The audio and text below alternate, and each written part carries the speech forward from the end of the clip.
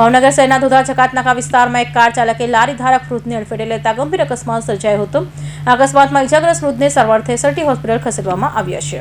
સમગ્ર બનાવ અંગે જાણવા મળતી વિગતો અનુસાર શહેરના અધેવાડ વિસ્તારમાં રહેતા દેવજી રામજીભાઈ સોલંકી નામના વૃદ્ધ બપોરના સમયે લારીમાં ભંગાર ભરીને ભાવનગરના ધોધા ચકાતનાકા વિસ્તારમાંથી પસાર થઈ રહ્યા હતા. ત્યારે એક કાર ચાલકે વૃદ્ધને અડફેટે લેતા રોડ પર પટકાયેલા વૃદ્ધને નાની મોટી ગંભીર ઇજા પહોંચી હતી. આ ઘટનામાં કાર ચાલકે વૃદ્ધને પોતાની કારમાં બેસાડી એસટી હોસ્પિટલમાં લાવ્યા હતા અને ઇજાગ્રસ્ત વૃદ્ધને એડમિટ કરી ફરાર થઈ ગયો હતો. આ બનાવની જાણ બી ડિવિઝન પોલીસને થતાં પોલીસે વૃદ્ધ પાસે પહોંચી હતી અને વૃદ્ધનું નિવેદન નોંધી વધુ તપાસ હાથ ધરી હતી. તમારું નામ?